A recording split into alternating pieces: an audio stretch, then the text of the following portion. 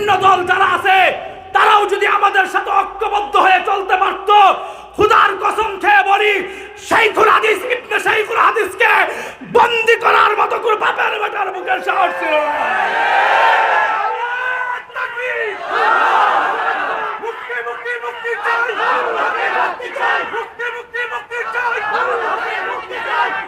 মুহতারাম হাজিরিন, শুধু এটা নয়, আরে বেটা তোমার মধ্যে আমার মধ্যে যদি ঐক্যবদ্ধের গ্রাম থাকতো, খুদার কসম খেয়ে বলি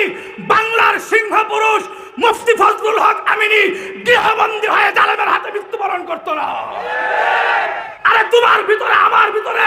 ঐক্যবদ্ধের স্লোগান